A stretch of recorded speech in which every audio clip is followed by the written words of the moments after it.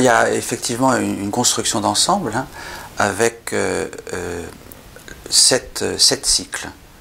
L'ensemble constituant ce que j'appelle la critique interventionniste, en opposition à la critique classique que j'accuse d'être trop statique et de rester inactive face à toute une série de maladresses, d'erreurs, de scandales dans les œuvres littéraires et artistiques.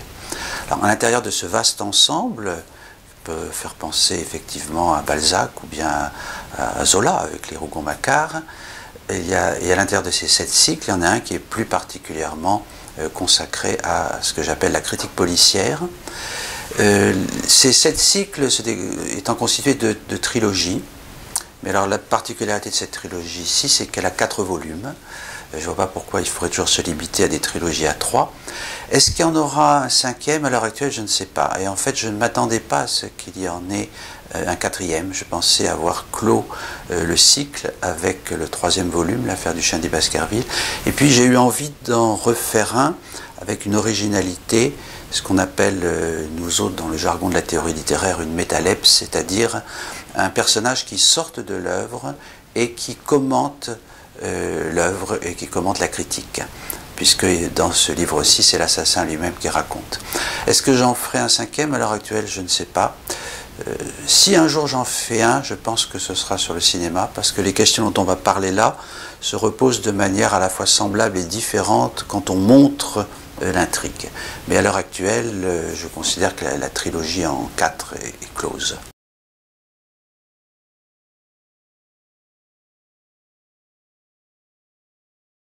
Alors oui, ce sont clairement des contre-enquêtes dans lesquelles je reprends de vieilles affaires policières, des cold cases dans le jargon, pour montrer que les enquêtes ont été bâclées, et donc je les reprends sous la forme de polars. Ce sont des polars théoriques, puisque le lecteur découvrira dans les dernières pages de chacun de ces volumes qui a véritablement tué. Alors avec une particularité sur laquelle j'insiste par rapport à d'autres domaines sur lesquels j'ai travaillé dans le cadre de cette critique interventionniste, le principe de la critique policière est de reprendre le texte sans le changer du tout. Je ne modifie pas une virgule du texte. Donc c'est différent des stratégies de réécriture qui sont aussi anciennes que la littérature elle-même et auxquelles j'ai consacré des livres, par exemple dans ce que j'appelle la critique d'amélioration, où j'essaie d'améliorer certaines œuvres, ou même certains auteurs, comme dans ici les œuvres changées d'auteur ou l'énigme Tolstoïevski. Dans le cas de la critique policière, la règle c'est qu'on ne bouge pas du tout le texte. Et pourtant on le modifie. On le modifie puisqu'on modifie l'éclairage qui est porté sur lui. Et c'est ça le cœur de l'enquête. Et l'intérêt, c'est de montrer qu'un texte, même totalement immobile, peut bouger, comme l'avait montré Borges à propos de Pierre Ménard. Le même texte peut être complètement différent. Et là, sans modifier le texte d'Agatha Christie, je montre qu'on peut le relire exactement comme il est, matériellement, et en tirer des conclusions totalement différentes. C'est ta deuxième contre-enquête sur Agatha Christie.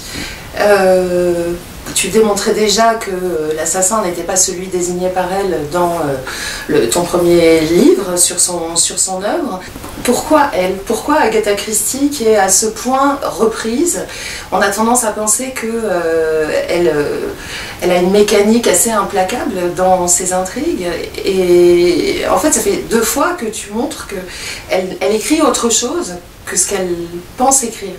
Donc ce que je voulais savoir, c'est est-ce que c'est une manière de réévaluer véritablement l'intrigue pour toi, ou est-ce que c'est une manière de dire qu'elle est à ce point puissante dans sa conception d'une intrigue policière qu'on peut la lire différemment? Alors il y a plusieurs raisons au choix d'Agatha Christie qui s'est imposé à moi sans que je m'y attende, puisque comme je le disais, je pensais avoir clos cette trilogie et la limiter à 3. La première raison, c'est que j'aime beaucoup Agatha Christie, que je pense que c'est une écrivaine qui est méconnue, et je travaille toujours sur des écrivains ou des écrivaines que j'apprécie.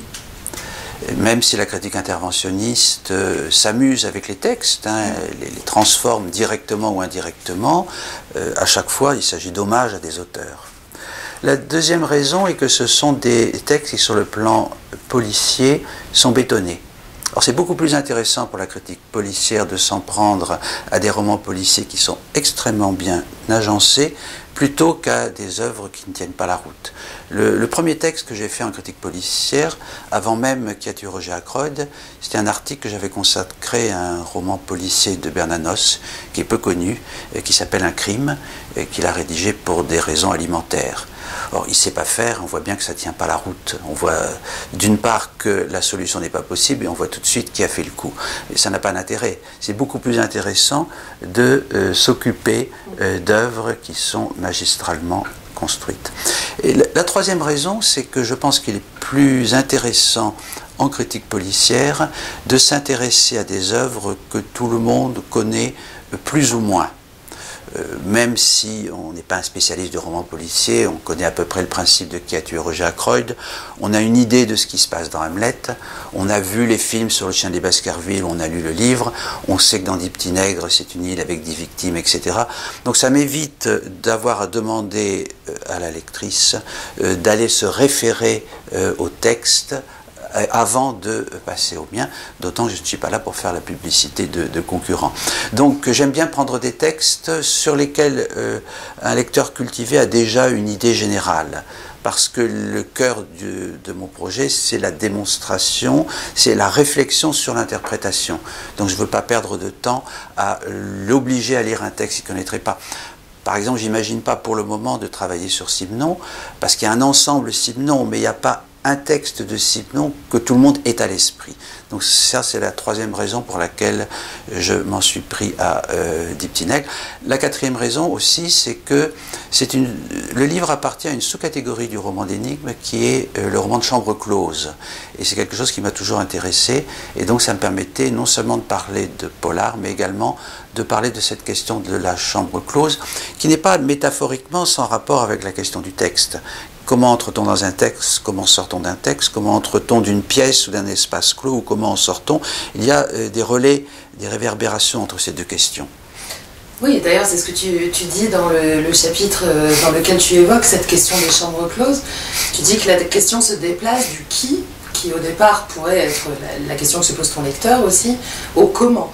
Et il y a tout un passage suite à la révélation d'ailleurs du qui dans ton livre, qui devient un comment, là encore. C'est-à-dire, c'est vraiment cette question d'une structure, et d'une structure qu'on impose aussi au lecteur, et ce que tu montres dans ton livre, là on ne révélera pas évidemment qui est ce qui, mais c'est combien chacun s'est interrogé sur l'île même, sur qui pouvait avoir fait la chose, et que l'assassin ou la meurtrière d'ailleurs, je vais revenir sur cette question du genre, s'est intéressé beaucoup à la lecture des différents crimes, puisqu'il s'agit de crimes en série, que les différents habitants et habitantes de l'île allaient pouvoir faire.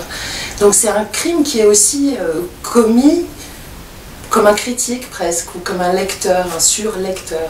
Oui, tout à fait. Il y a cette dimension-là qui m'intéressait aussi.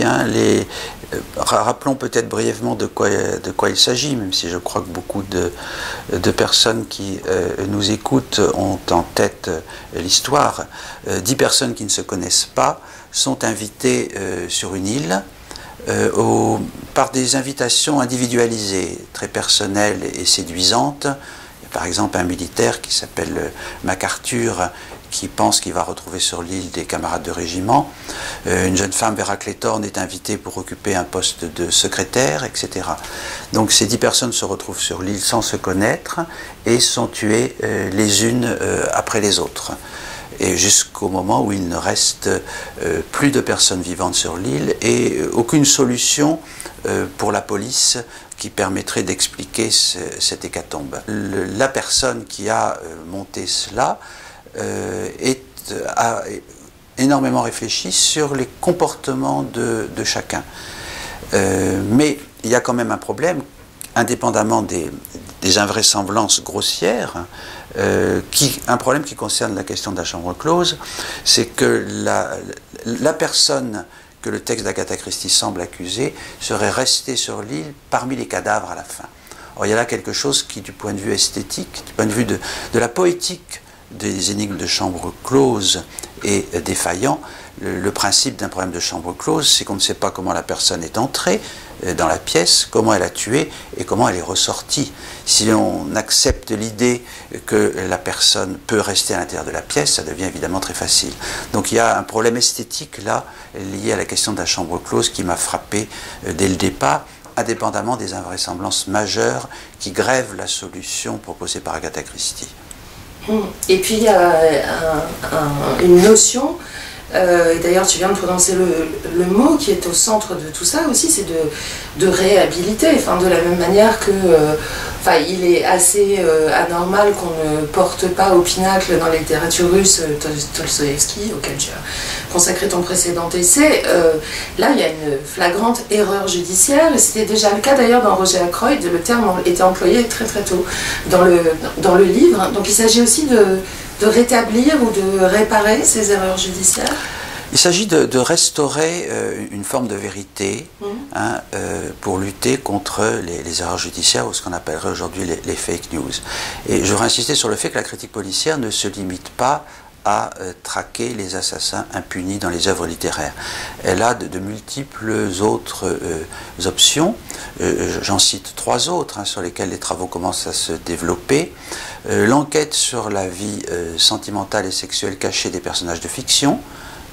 De même que dans notre monde, les habitants ne disent pas tout à leurs proches et ont souvent une vie sentimentale et sexuelle cachée, il en va de même, à mon sens, dans les œuvres littéraires, où les personnages ont souvent une vie privée qui échappe à l'auteur lui-même. La remarque avait été faite très tôt dans la littérature. Par exemple, vous avez toute une tradition d'auteurs grecs qui ont vivement contesté la légende selon laquelle Pénélope serait restée fidèle à Ulysse pendant 20 ans, autour du thème « à d'autres, on ne nous fera pas croire ça ». Et ce n'est pas seulement le bon sens qui les aiguille dans cette direction, c'est l'analyse du texte de l'Odyssée qui montre que Pénélope n'était pas nécessairement le personnage fidèle qu'une certaine lecture nous a conduit à considérer. Je précise à propos de cette option de la critique policière, la vie sentimentale et sexuelle des personnages de fiction, qu'il n'y a absolument aucun jugement moral porté par la critique policière sur le comportement des personnages de fiction qui ont le droit de vivre leur vie privée comme ils l'entendent. Deuxième piste de recherche de la critique policière, les personnages disparus. Et là, je ne parle pas de personnages dont la disparition est l'objet même du livre ou du film. Par exemple, une femme disparue d'Hitchcock ne figurerait pas dans le corpus. Je parle de personnages qui disparaissent sans que l'auteur s'en soit rendu compte, et sur lesquels il convient, à mon avis, de lancer des avis de recherche. Un exemple qui est d'ailleurs le premier qui m'avait frappé, quand j'avais travaillé sur Shakespeare, dans Comme il vous plaira, vous avez un personnage de premier plan qui s'appelle Adam, qui apparaît pendant les 2 premiers actes et qui ensuite disparaît complètement au point que les Shakespeariens se sont demandé ce qu'il était devenu et si Shakespeare ne l'avait pas oublié en cours de route. Eh bien, la critique policière va s'intéresser à ces personnages disparus que l'auteur lui-même a perdu de vue. Troisième exemple de recherche de la vérité, les personnages qui passent d'une œuvre à l'autre. Alors quelquefois consciemment, et ça va être le cas chez Balzac, mais quelquefois sans que l'auteur s'en rende compte. Si l'on admet, ce qui est un des postulats de la critique policière, qu'il y a des sortes de passages secrets entre les œuvres, on peut se rendre compte que sans que l'auteur s'en rende compte, certains personnages ont migré d'une œuvre à l'autre. Le champ de recherche de la critique policière est considérable, et je suis heureux d'avoir été rejoint par toute une série d'universitaires qui, sous la houlette de ma collègue du Mans, Caroline Julliot, ont créé l'association Intercripol, internationale de la critique policière, qui se propose de compléter le travail d'Interpol dans ce monde-ci. Et d'ailleurs, nous avons des membres de la police dans notre association. Le site est intercripol.org et il est possible de déposer des contributions sur le site d'Intercripol. Alors, ceci pour vous montrer que les options de recherche de la vérité sont nombreuses et qu'il y a du travail à faire. Mais en effet, je me suis centré sur les affaires les plus scandaleuses, c'est-à-dire des erreurs judiciaires massives, et j'ai entrepris d'innocenter donc 3 personnes et un chien, puisque dans l'affaire des chiens des Baskerville, c'est un animal manifestement victime d'un délit de sale gueule que j'entreprends d'innocenter. Oui, elle est tout à fait centrale, hein, et elle apparaissait comme telle dans le premier volume de la trilogie en 4 qui a tué Roger Ackroyd. Et elle est permanente dans mes textes à différents niveaux. D'abord parce que ce sont des fictions théoriques.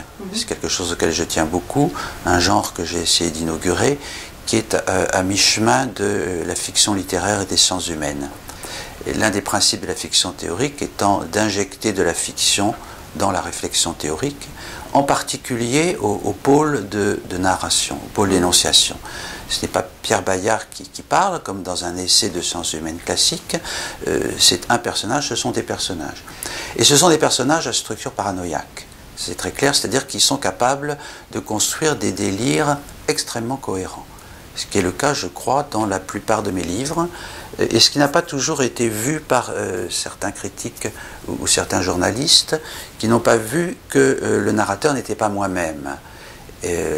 L'exemple qui est le plus frappant, c'est le narrateur de Comment parler des livres qu'on n'a pas lus, qui se vante de ne jamais ouvrir un livre, qui dit que moins il lit, mieux il se porte, et que quand par malheur il doit faire court sur un texte, il garde bien de le lire. Moi je suis exactement le contraire, je suis au contraire un très gros lecteur. Parce que ce narrateur est un personnage. Hein. De même qu'on ne soupçonnera pas Nabokov d'être pédophile parce qu'Humbert Humbert qui prend la parole dans Lolita séduit les petites filles. Hein. Ce principe du narrateur différent de l'auteur n'est pas présent en sciences humaines, à ma connaissance, ou très peu, alors que c'est ce que j'utilise. Mais le deuxième élément, c'est que ce narrateur est, comme moi-même, mais sans doute de façon plus grave encore, paranoïaque. C'est-à-dire qu'il a une très grande capacité à capter des indices et à les rassembler pour produire du sens. C'est le cas par exemple dans la trilogie sur l'anticipation, trilogie qui a la particularité de ne comporter que 3 volumes, que ce soit Demain est écrit, Le plagiat par anticipation ou Le Titanic fera naufrage, on voit bien comment le narrateur capte des indices dans la réalité et les organise en produisant du sens. Et ça, c'est un principe que j'ai toujours retenu dans mes livres et qui est encore à l'œuvre dans le dernier. Ce qui veut dire que ce mécanisme de fiction n'a pas pour moi qu'une fonction ludique. Évidemment, il s'agit de s'amuser avec les lecteurs, lectrices qui aiment le polar, qui a pu tuer, la solution est dans la dernière page, etc. Mais je pense vraiment qu'il y a des enjeux théoriques. D'abord, une réflexion sur l'aveuglement, que je pratique dans ce livre de façon assez poussée, hein, en faisant référence à toute une série de textes théoriques sur l'aveuglement, que ce soit des textes du cognitivisme ou des textes de la psychanalyse, mais aussi, même si ça n'est pas clairement dit dans ce texte, une réflexion sur les fake news. En fait, je serais tenté de dire, c'est un livre sur les fake news. C'est un livre qui montre comment on peut prélever des indices dans un texte sans particulièrement couper les cheveux en 4. Je n'invente rien des invraisemblances que je décèle comme des indices qui, à mon avis, accusent quelqu'un de façon formelle. Et pourtant, cette vérité que je produis n'est pas vraie, puis ça n'est pas la vérité d'Agatha Christie. Donc on peut lire 2 textes, on peut lire le texte de manière complètement différente. Et c'est ce que font les complotistes, c'est ce que font, pire encore, les négationnistes.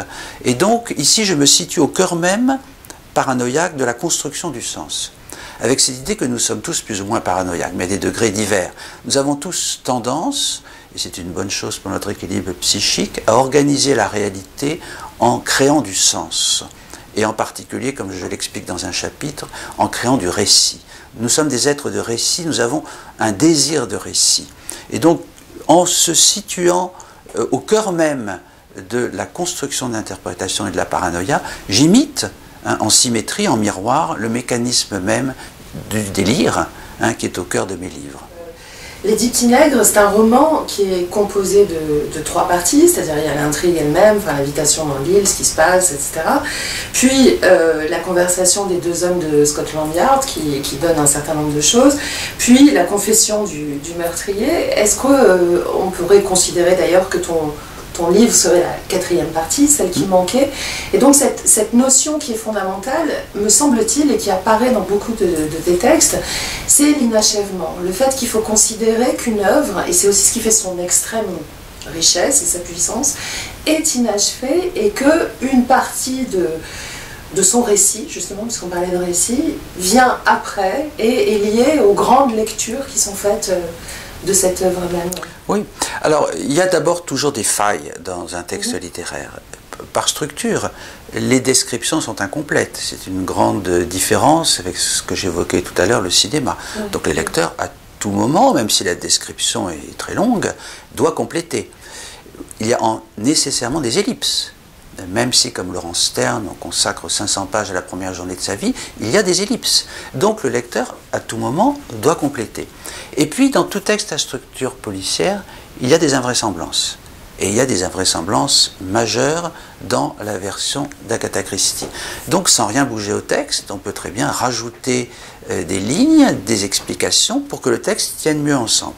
Je voudrais revenir sur cette question d'invraisemblance parce que tous mes ouvrages de critique policière reposent sur la recherche d'invraisemblance absolue. Ici, l'invraisemblance, c'est l'histoire de la tempête. Je disais tout à l'heure, 10 personnes se retrouvent sur une île, un tueur en série les exécute les unes après les autres.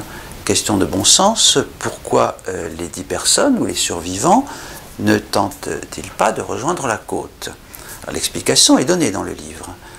Les personnes menacées ne tentent pas de rejoindre la côte parce que s'est levée une très violente tempête qui les sépare du continent alors que la distance est tout à fait franchissable à la nage. C'est là qu'apparaît maintenant l'invraisemblance. Comment l'assassin, qui tenait à tuer 10 personnes dans une sorte de meurtre esthétique, pouvait-il prévoir qu'il y aurait une tempête? Et donc, face à cette invraisemblance, on est bien obligé de compléter le texte et de pratiquer donc cette opération de complément qui est déjà présente dans toute œuvre littéraire par structure et qui l'est aussi dans tout roman policier, mais également par structure, parce que comme l'ont montré les spécialistes du roman policier d'énigmes, type Agatha Christie, l'auteur est, pour aveugler le lecteur, est contrainte de multiplier les pistes et les indices contre toute une série de personnages. Et à la fin, quand il ou elle se résout à accuser l'un de ces personnages, il ne peut pas refermer toutes les pistes. Et donc il y a des béances qui sont ouvertes de par la structure même du livre. Donc, de par l'œuvre littéraire et de par le polar, il y a des opérations de complément sur lesquelles va jouer la critique policière. Mais là encore, en reflétant ce qui se passe dans notre rapport quotidien à la réalité, où nous allons combler la réalité par quelque chose qui, dans le pire des cas, sera un délire, dans les cas les plus favorables, sera simplement une opération d'injection de sens et de récit dans ce qui nous entoure. Et alors, j'ai une question, mais qui est une question d'extrême curiosité, et peut-être que tu ne souhaiteras pas y répondre, mais je me suis demandé comment t'était apparue justement cette énorme faille sur laquelle tu travailles. C'est-à-dire, pour être plus précise, est-ce qu'il y a eu une évidence en lisant et relisant Les 10 petits nègres, ou est-ce que tu t'es astreint à un travail véritablement de démontage des rouages, etc. Donc comment est-ce que tu as procédé? Ça t'est apparu comme une évidence en lisant le texte, ou véritablement il y a eu démontage, vérification, comme un enquêteur? Alors au départ, il y a toujours la rencontre avec une invraisemblance. Et là, la rencontre avec l'invraisemblance majeure, il y en a d'autres. Oui. Dans 10 petits nègres, l'histoire de la tempête est très ancienne. Et ensuite, je laisse mûrir le projet, je réfléchis. Il peut arriver qu'il y ait du temps entre le moment où j'ai repéré l'invraisemblance, ou même le moment entre lequel j'ai identifié l'assassin et le moment où je parviens à l'accuser. Ça a été le cas pour Hamlet, où il y avait une invraisemblance majeure. Je ne vais pas revenir dessus, ça concerne l'histoire de la pantomime. Cette invraisemblance majeure avait été identifiée par les Shakespeariens eux-mêmes, et en particulier par un Shakespearien qui s'appelle Greg en 1917. Et les Shakespeariens, pendant des années, ont essayé de trouver une solution. Et moi-même, j'avais donc repéré l'invraisemblance, j'avais identifié qui avait fait le coup. Je veux dire, c'était évident. En revanche, il me manquait d'éléments pour clore l'affaire, et en particulier, dans Hamlet, il y avait un problème contre lequel j'ai buté pendant des années, c'est que Claudius, la personne accusée par Shakespeare, avoue le meurtre de manière tout à fait explicite dans une scène qui se passe dans la chapelle. Comment faire alors même que la personne accusée a avoué? Mais comme tu le sais, comme c'est le cas dans la police, en France en tout cas, les aveux ne suffisent pas. Il y a même des professionnels et des gens qui passent leur temps à aller avouer tous les meurtres, et la police, en tout cas la police scientifique et la démarche de la critique policière et scientifique, ne se satisfait pas des aveux. Mais il m'a fallu du temps entre le moment où j'avais repéré l'invraisemblance, le moment où j'avais identifié avec certitude, par sens clinique, qui avait fait le coup, et le moment où j'ai pu construire le dossier. Ce qui veut dire que j'ai toute une série encore de dossiers qui ne sont pas bouclés, et sur lesquels j'interviendrai peut-être un jour. Donc il y a tout un temps d'élaboration. Si ces personnes coupables de meurtre ont échappé à la justice pendant des années ou des siècles, c'est pas sans raison. C'est qu'elles avaient minutieusement préparé leur coup, et il n'est pas surprenant qu'il faille à notre tour du temps pour résoudre ces cold cases. Il y a un postulat qu'il faut avoir à l'esprit dans ces travaux, que j'avais explicité assez longuement dans l'affaire du chêne des Baskerville, et sur lequel je reviens ici en le mettant véritablement à l'œuvre, c'est ce que j'appelle l'autonomie du personnage littéraire. Que les romancières vivent, et elles nous disent souvent que tel personnage leur a échappé, de même que Conan Doyle se plaignait de ne pas pouvoir se débarrasser de Sherlock Holmes, qui le persécutait, qui le hantait. Alors, cette autonomie du personnage littéraire, que signifie-t-elle? Que non seulement on peut parler des personnages de fiction, c'est un débat qui a été longuement débattu en philosophie, qui a ses opposants et ses partisans. Non seulement je considère qu'on peut parler des personnages de fiction, mais qu'ils ont une forme d'indépendance, d'action et même de conscience. D'action, c'est ce qui les conduit à commettre des actions délictueuses à l'insu de leur créateur, ou bien avoir des vies sentimentales qui nous échappent, mais même de conscience, puisque je considère qu'il faut les considérer comme comme des êtres ayant une forme de pensée, de persistance, de continuité au-delà des siècles, et je revendique même l'établissement d'un statut du personnage de fiction sur le modèle de ce qu'on réclame aussi pour les animaux ou pour d'autres communautés, un statut qui définirait leurs droits et leurs devoirs. Leurs droits, donc, à ce qu'ils ne soient pas malmenés, ce qu'ils ne soient pas mal considérés, mais leurs devoirs aussi, en particulier celui de ne pas envahir, comme cela arrive parfois, le psychisme de certaines personnes. Comme l'ont montré Cervantes ou Flaubert, il arrive que les personnages de fiction se mettent à contrôler des personnes du monde réel. Donc ce postulat de l'autonomie est tout à fait fondamental pour comprendre ce que je fais. Ça a aussi des conséquences dans la lecture de nombreuses autres œuvres. Ça dépasse de beaucoup le roman policier. Et d'ailleurs, la critique policière, comme je disais tout à l'heure, est très loin de ne s'intéresser qu'au meurtre, même si ce sont les cas les plus flagrants, mais s'intéresse aussi à l'ensemble de cette vie très riche et très mystérieuse qui échappe aux créateurs eux-mêmes.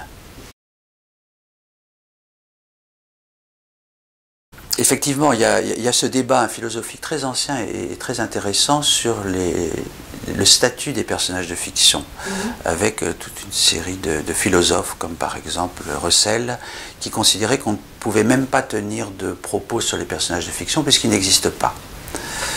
C'est la branche que l'on pourrait dire, en reprenant des expressions de Thomas Pavel, ségrégationniste. Avec des apories logiques rapides, parce que si par exemple je dis que Sherlock Holmes habite à Paris, on voit bien que c'est faux. Et donc ça veut dire qu'à l'intérieur des énoncés sur les personnages de fiction, il y a des énoncés faux qui peuvent être tenus et donc des énoncés vrais. Et puis à l'opposé de la branche ségrégationniste, il y a la branche que Thomas Pavel appelle les intégrationnistes, qui sont ceux qui sont beaucoup plus ouverts et tolérants envers les personnages de fiction, qui considèrent qu'on peut parler d'eux, ou même, comme je le fais moi-même, qui considèrent qu'ils ont une forme d'autonomie. Ça a été le cas déjà d'autres critiques. Vous trouverez non seulement des témoignages en ce sens chez une multitude d'écrivains, mais même chez des théoriciens comme Bakhtin. Alors moi, à l'intérieur de cette branche intégrationniste, je suis du côté radical, je peux dire, dans les intégrationnistes canal historique, et donc chez ceux qui considèrent qu'il faut reconnaître des droits et en particulier une forme de conscience et d'autonomie aux personnages de fiction. Ce qui modifie complètement le rapport au texte.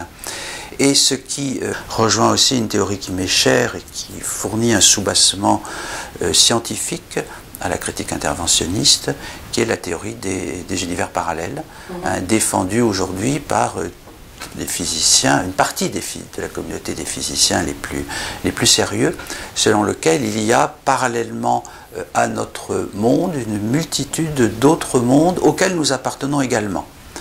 Ce qui veut dire que, par exemple, que toutes les autres œuvres qu'étudie la critique interventionniste en modifiant les textes, directement ou indirectement, les autres auteurs auxquels elle pense existent dans d'autres univers. Et qu'il faut être attentif aux signes que nous pouvons percevoir de ces univers alternatifs. Dans le même cadre de réflexion sur les univers parallèles, on peut imaginer que certains habitants des mondes littéraires ont une existence dans ces univers parallèles. Ce qui veut dire, pour reprendre le terme technique qu'on employait tout à l'heure, que la métalepse est une figure fondamentale de mon univers d'écrivain. Métalepse, je rappelle, c'est le changement de niveau narratif. C'est le fait qu'un personnage de fiction sorte de l'œuvre pour habiter dans notre monde, ou que nous sortions de notre monde pour habiter un monde littéraire. On peut penser par exemple au très bel exemple de La Rose pourpre du Caire de Woody Allen, dans lequel un personnage dans un film tombe amoureux d'une spectatrice du film et enjambe l'écran pour venir la rejoindre. Eh bien, tout ce que je fais repose beaucoup sur des métalepses, sur cette conviction qu'il y a une porosité entre l'univers littéraire et notre monde réel. Il m'arrive, pour résoudre une enquête policière, de regarder les solutions que le même auteur, la même auteure a trouvées ailleurs. Parce que quelquefois, la solution se trouve ailleurs. J'avais déjà utilisé ce mécanisme interprétatif pour consolider mon enquête dans Qui a tué Roger Ackroyd, et je le réutilise là pour Dix petits nègres, en montrant que la solution véritable, celle qui permet de résoudre les invraisemblances sans modifier le texte, se trouve dans deux romans d'Agatha Christie, un qui est écrit juste avant, qui s'appelle ABC contre Poirot, et un autre qui est écrit juste après, que j'ai traduit par Meurtre au soleil, plutôt que la traduction habituelle des Vacances d'Hercule Poirot, qui est très loin du titre original, Devil Under the Sun. Donc c'est dans Agatha Christie elle-même que je trouve les solutions. Alors le mécanisme est d'autant plus important dans le cadre d'Agatha Christie que le deuxième roman policier auquel je fais appel, qui a suivi de très peu Dix petits nègres, se passe au même endroit. C'est-à-dire dans une île imaginaire, mais inventée d'une île dans laquelle Agatha Christie aimait à séjourner, qui s'appelle Burg Island, et qui se trouve dans le Devon, et dans laquelle je me suis rendu pour vérifier la plausibilité scientifique de certaines de mes affirmations. Donc Burg Island est présente à la fois derrière l'île de Dix petits nègres et derrière l'île de Meurtre au soleil. Et ce qui est intéressant de constater, c'est que la solution qui est utilisé, ou plutôt l'un des éléments de la solution qui est utilisé dans Meurtre au soleil, permet de résoudre l'enquête de Dix petits nègres. C'est ça l'intercriminalité, qui conduit aussi à se demander si finalement, préconsciemment, même pas inconsciemment, Agatha Christie n'avait pas à l'esprit cette autre solution. Tout se passe en effet comme si elle n'était pas complètement satisfaite de la solution des Dix petits nègres et qu'elle avait proposé la véritable solution dans le roman suivant. Donc en faisant jouer plusieurs romans en même temps, on est sûr de trouver des solutions qui sont proches de l'univers fictionnel de l'écrivaine. Donc c'est une forme d'intertextualité, mais dans le corpus du crime, en oui. fait, avec ce rapport toujours réel-fiction, enfin, qui est présent aussi dans ce que tu disais du lieu, enfin, c'est-à-dire tout est transposé, enfin, il y a tout un rapport de porosité véritablement qui est partout dans le voilà, il y a porosité entre les différents livres d'un écrivain. Il y a porosité aussi, comme je le suggérais tout à l'heure, à propos des différentes options de la critique policière, entre des livres d'écrivains différents. Ouais. Ce qui a été très bien vu par les les créateurs de séries qui ont inventé les crossovers dans lesquels ils conjoignent le temps d'un épisode deux séries hermétiquement séparées l'une de l'autre. Mais les spécialistes de séries, qui ont souvent un temps d'avance sur nous, ont travaillé sur les crossovers inconscients, c'est-à-dire montrent que des séries complètement différentes appartiennent en fait au même univers, comme le montre la réapparition d'un même acteur, la réapparition mystérieuse d'un même objet, etc. Je précise également, à propos de cet hommage aux spécialistes des séries, qu'ils ont aussi pris beaucoup d'avance sur nous à propos de la problématique que j'indiquais tout à l'heure, celle des personnages disparus, puisqu'ils ont même créé un concept qui est le syndrome Chuck Cunningham, à propos de la série Happy Days, pour identifier et expliquer les disparitions mystérieuses de personnages à l'intérieur d'une série, quelquefois d'une saison à l'autre, mais quelquefois d'un épisode à l'autre. Et ils ont identifié des dizaines et des dizaines de disparitions mystérieuses de personnages dans les séries, sur lesquels personne ne travaille. C'est vous dire le champ immense qui est ouvert à ces investigations. Donc la porosité entre les œuvres du même auteur ou entre les œuvres de différents auteurs est quelque chose de tout à fait fondamental dans ce que j'essaie d'étudier. Tu parlais tout à l'heure du fait qu'il faudrait un statut du personnage, en fait, sur le modèle d'autres minorités persécutées. Et dans ce livre, il y a quelque chose de très remarquable, alors qui est aussi peut-être une forme de clin d'œil. Et évidemment, c'est un jeu pour ne rien révéler, mais c'est une forme d'écriture inclusive. Est-ce que c'était juste pour masquer l'assassin, ou est-ce que ça te paraît quelque chose d'important aujourd'hui, de féminiser aussi un certain nombre de choses? Les deux. Bon, d'abord, je suis totalement pour l'écriture inclusive, et j'ai co-signé la pétition demandant aux enseignants de cesser d'enseigner cette règle absurde suivant laquelle le masculin l'emporterait sur le féminin, règle dont je rappelle qu'elle est tardive dans l'histoire de la langue, et que le Moyen-Âge, par exemple, pratique l'écriture inclusive. Alors, c'est compliqué dans le cadre d'un livre de l'appliquer partout, mais c'est vrai que j'ai particulièrement appliqué cette règle de l'égalité grammaticale du masculin et du féminin. Chaque fois que je parle du meurtrier, ou de la meurtrière, pour des raisons évidentes, puisqu'il s'agit de ne pas spoiler et de ne pas indiquer à la lectrice avant les dernières pages qui a tué. Peut-être une question qui est... qui s'adresse aux critiques, qu'ils soient interventionnistes ou pas, mais qui tient à la notion même d'enquête.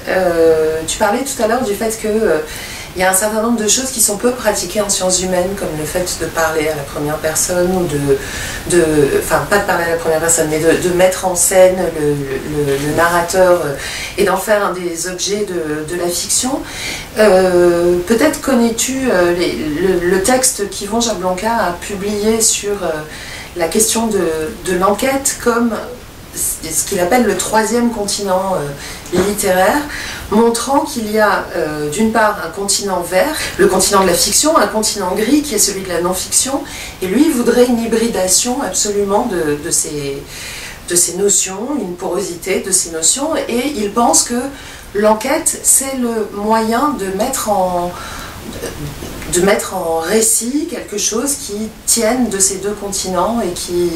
Est-ce que pour toi aussi l'enquête, ça pourrait être ce genre qui engloberait tous les genres? Puisque finalement, quand tu dis faire de la fiction théorique, ce qu'on pourrait renverser aussi en pensant que ce sont des livres de théorie qui peuvent se lire comme des romans, enfin ça marche dans les deux sens. Est-ce que c'est l'enquête qui permet d'être dans cette hybridité? Alors oui, deux choses. D'abord, j'ai beaucoup d'intérêt et d'admiration pour l'œuvre de Jablanca. Je ne connaissais pas le texte dont tu parles, mais je suis très admiratif devant le livre qu'il a écrit sur les grands-parents qu'il n'avait jamais eus, pour reprendre sa formule, et ce sont des itinéraires d'écriture qui sont évidemment en résonance. Par ailleurs, il y a souvent des déterminations dans notre manière d'écrire qui nous échappent. La critique interventionniste s'est constituée parallèlement à des travaux qui l'évoquent. Hein. Je pense à ce que peut faire Jacques Dubois, ce qu'a fait Michel Charles, ce qu'écrivent aujourd'hui Marc Escola ou Sophie Rabot. Sans s'être consultés, les auteurs se mettent à écrire des textes qui sont en résonance, parce que les idées circulent. Hein. Et donc c'est manifestement le cas aussi pour l'enquête, puisqu'on est aujourd'hui un certain nombre à la pratiquer. Cela dit, je ne généraliserai pas du tout. Je veux dire, dans mon cas, c'est le genre qui me convient, mais je ne souhaite ni l'enseigner ni le généraliser. Je crois que c'est à chacun de trouver la forme littéraire qui lui convient. Il se trouve qu'en effet, aujourd'hui, on est plusieurs à utiliser cela, mais j'en ferai certainement pas une règle ou une norme. De même pour la fiction théorique, de même pour la critique interventionniste. Pour moi, ce sont des formes d'expression qui conviennent à mon univers, à mon souci d'écrire des textes humoristiques aussi, qui est quand même un élément fondamental qui me différencie de toute une série de collègues en sciences humaines, dont l'idée de faire rire le lecteur n'est pas la préoccupation majeure, mais il n'y a aucune raison que. Donc ça n'est certainement pas pour moi une norme, mais je constate comme toi qu'effectivement il y a cette tendance naturelle aujourd'hui. Et justement, ça aurait été ma dernière question, mais tu lui conduis tout naturellement. Il me semble que chez toi, l'hybridation, donc c'est effectivement fiction, non-fiction, ou ici d'ailleurs fiction-fiction, parce que c'est aussi quelque chose qui est réversible. Mais c'est vraiment cette idée d'un rapport extrêmement ludique au texte. Il y a une passion absolue des textes qui se transmet, et tout ça pour porter des lectures et des commentaires extrêmement sérieux sur la littérature. Enfin, on l'a vu, on a explicité ensemble un certain nombre de concepts qui sont fondamentaux pour la critique littéraire. Est-ce que l'ultime déplacement des catégories, ce serait pas ça aussi, le sérieux et l'aspect ludique dans ton travail?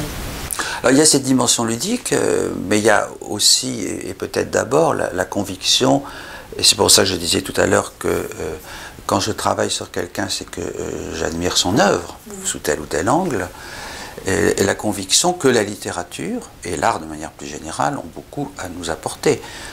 Dans les 7 branches de la critique interventionniste, il y en a une à laquelle je tiens beaucoup, c'est ce que j'appelle la littérature appliquée à la psychanalyse, dans laquelle j'essaye de montrer comment la littérature peut nous fournir des modèles pour penser le psychisme. Indépendamment de la trilogie sur la littérature appliquée à la psychanalyse, avec un livre sur Laclos, un livre sur Maupassant et un livre de synthèse, peut-on appliquer la littérature à la psychanalyse? C'est une démarche qui est toujours présente. Elle était de manière très importante dans le précédent livre, Lénine Dostoïevski, où je montrais comment le retour à ce grand auteur russe méconnu permettait de réfléchir sur un modèle alternatif à la psychanalyse, qui est le modèle des personnalités multiples, qui a fait florès aux États-Unis, peu en France, mais qui me paraît très pertinent pour analyser le fonctionnement de certaines personnes. De même, dans ce livre-ci, toute la réflexion sur l'aveuglement fait partie aussi d'une réflexion sur les capacités de la littérature à enseigner. Donc il y a une dimension de réflexion psychologique à partir de la littérature. Il y a une réflexion politique aussi que je mène dans un des champs de la critique interventionniste, qu'est-ce que j'appelle la critique de dédoublement, qui a donné lieu pour le moment à 2 ouvrages, Aurais-je été résistant au bourreau et Aurais-je sauvé Geneviève Dixmer. Et puis il y a toute une réflexion aussi sur la physique, puisque je maintiens que la critique interventionniste doit rejoindre les sciences dures et quitter les sciences molles dont relèvent les critiques de mes collègues, et donc les sciences dures dont la physique, et en particulier la physique des particules. Et est-ce que tu es parti sur une de ces 7 branches? Tu es déjà en train de composer le... Ah bien sûr, je cherche à compléter l'ensemble, jusqu'à obtenir quelque chose qui est une profonde cohérence. Et alors probablement, je dirais, parce que les choses bougent d'un livre à l'autre, mais il y a quand même des pièces qui viennent ajuster celles qui manquent. Je m'achemine actuellement vers une composition en 22 ouvrages, c'est-à-dire 6 trilogies de 3, une trilogie de 4. C'est bien qu'il y ait une pièce en plus, parce que du coup, c'est celle qu'il faudra faire bouger.